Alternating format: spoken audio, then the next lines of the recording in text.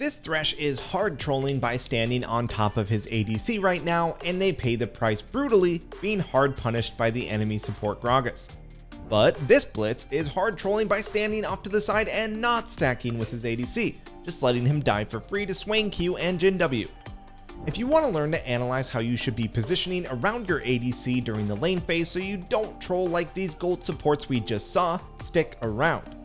And of course, that's not all. For this video, we watched 30 whole games of low elo play, ranging from high silver to platinum, with a multi-season challenger support main analyzing both supports in each game. So that's 60 supports analyzed.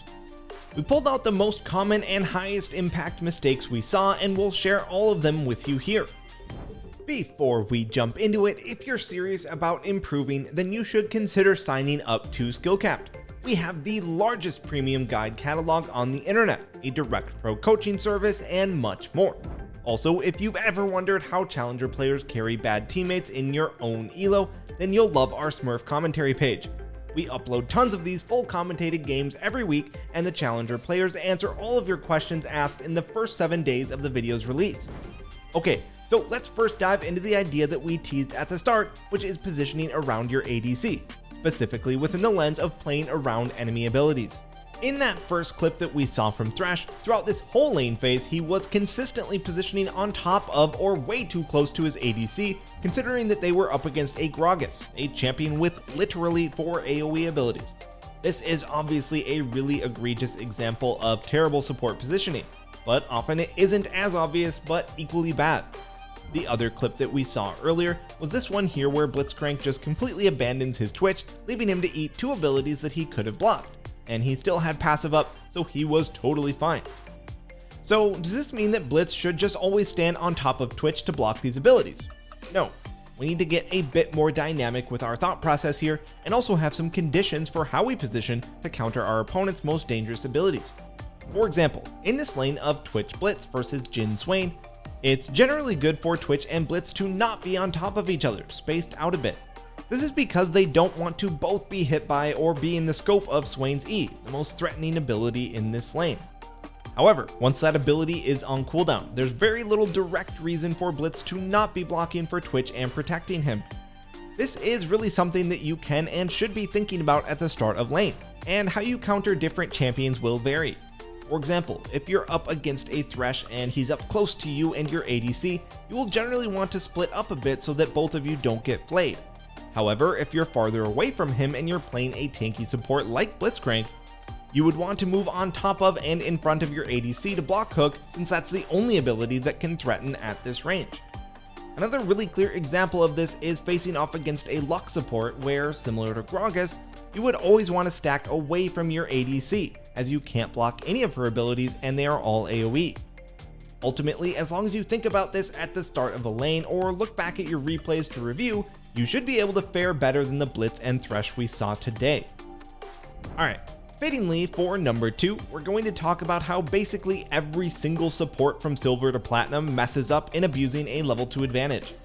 First, we've got this Thresh here who is about to hit level 2 off this creep. Instead of walking up, cutting them off, and either zoning them or looking for a hook, he just sits in the brush. And we can see his thought process here, that they were already pretty far back and he can just wait for them to walk up. However, there really is only a few seconds of window in which to punish, even if your opponent is zoned off the wave. This is because a new wave will arrive just a few seconds after you hit level 2, providing cover from skill shots and making fighting near impossible. But Thresh still decides to go in for the fight in the enemy wave, taking huge amounts of minion damage in the process. Now, you might think, hey, this wasn't so bad, basically an even trade, right? Well, not so much. Why do you think this trade is way worse for the red side?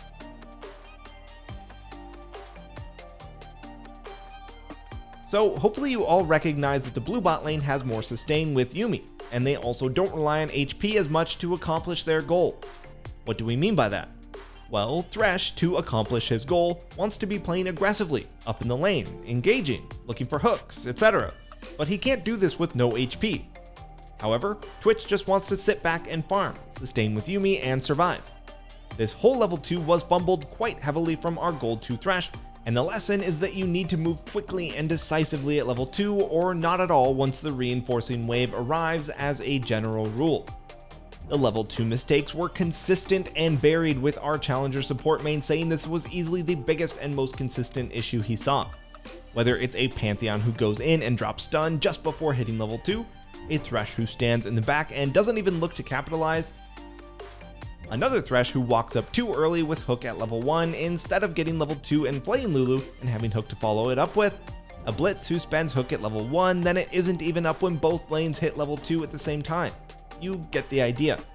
This is something that we really encourage you to go through and look at in your own replays. Watch what you do at level 2. Watch your timing and your positioning.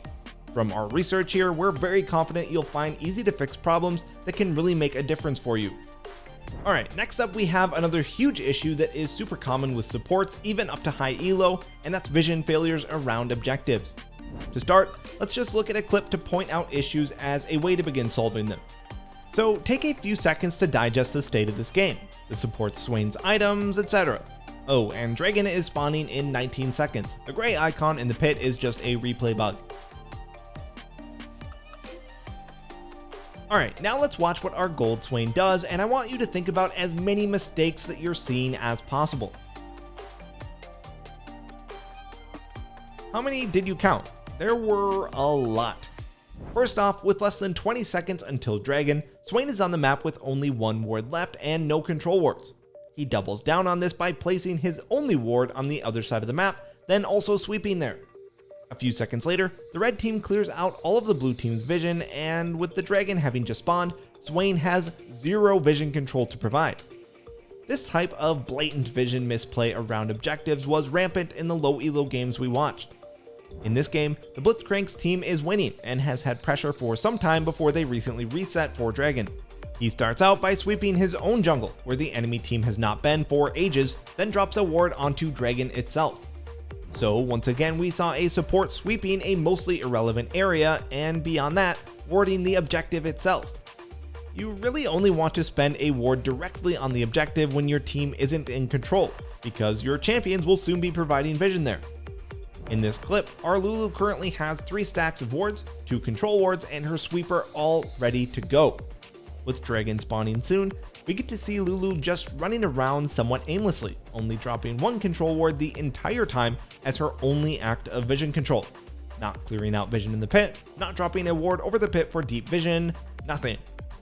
So repeatedly now we've seen gold and platinum supports flat out failing at one of their very core key functions, controlling vision around objectives when your team has control.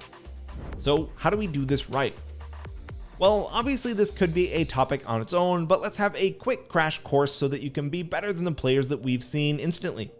And just as a reminder, we're focusing on when your team is ahead. How you'll play around objectives when ahead versus behind varies greatly. Anyway, to do this, let's look at this image here, in which we've designated 3 primary areas. You can basically just flip this for a blue buff quadrant. The yellow area is deep, potentially difficult or risky wards to get that are nice and valuable, but not necessarily essential, more for getting picks. The green area is where you need to and should almost always be able to place vision.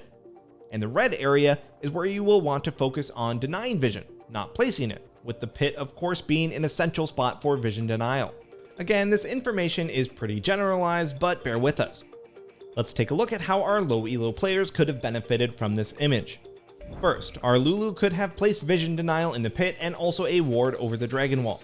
Blitzcrank could have saved Sweeper to cover more of the direct area around the objective and save the ward that he placed on Dragon for a different spot in the enemy jungle. Swain's issues were deeper though. He needed to recall, restock on wards, buy 2 controls, and get back on the map. Obviously he also should have used his Sweeper around the Dragon, not where he did. So to wrap up this whole section, hopefully you all just start preparing for objectives more readily, having as many wards and your sweeper ready to go 30 seconds before the objective spawns, then using your tools correctly to establish control. Alright, next up we have another section on vision, but this time in the early lane phase, specifically our first ward to stay safe against ganks. So for example, we have this gold 1 Braum who is a support main. At the start of the game we see Vi starting topside on a ward. But come 3 minutes, we have Braum with his trinket ward available, just getting ganked by Vi with no vision, causing Twitch to lose his flash and both of them to lose about half their HP. This really surprised us. This is a support main who is very nearly platinum, who saw on a ward that the enemy jungler, a potent level 3 ganker, was starting topside and therefore very likely pathing bottom, and he didn't ward before 3 minutes. Now, we're a little wary of talking about this specific clip at face value because it seems so basic, so we're going to add another clip here and then talk about this idea holistically. Okay, so in this game we have a platinum 4 Lulu. At 130 we see Aurelia in the river, obviously not leashing blue. But then at 138 we also see Swain, who is the enemy ADC this game, in the bot lane. So this is a little weird since we see enemies not leashing pretty early, but then we see Janna coming from Tri at 149, so it seems like maybe the enemy jungler, Warwick, started red and will likely be pathing top. And sure enough, a minute later we see Warwick topside level 3. And we get to see that there's a 2v2 there in the top lane with both junglers, eventually resulting in a win for the red team with Warwick going down at the end. As Lulu, what would this information mean for you and how would you act on it? Take a few seconds to think. So what this very likely means is that since Warwick started bottom side, that's where he has 2 camps up right now. Beyond that, Warwick might assume that Skarner will take top scuttle and try to run for bottom scuttle. So Lulu should definitely ward within the next few seconds since the jungler is headed their way. Instead, we see Lulu staying in lane this whole time with her trinket ward available to her, never using it, eventually resulting in Warwick running bottom for a kill. Okay, so we've seen 2 basic situations that both of our supports have failed to ward around. First, we had Vi pathing toward the bottom lane, then we had Warwick pathing away. If you struggle to know when to ward early game, this is a really easy way to think about it. If you're being pathed toward, then getting that ward down shortly after 2 minutes and 30 seconds, if the lane is in a state where you need one, will cover you from level 3 and level 4 timing. But if you're being pathed away from, like Lulu was, you can usually wait until you see the enemy jungler topside and try to judge when they reset and use that as your trigger to ward, since they'll path back to where they started to catch respawning camps. Of course, there is some nuance to this depending on the jungler that you're up against or other information that you gather situationally. But had the Plat 4 and Gold 1 supports that we saw earlier taken this advice, they and their ADCs would be far better off. Alright everyone, remember, if you enjoyed this guide and want to start climbing today, then check out skillcapped. We also have a rank up guarantee while actively using our premium service, so what are you waiting for? Thanks for watching and we'll see you next time.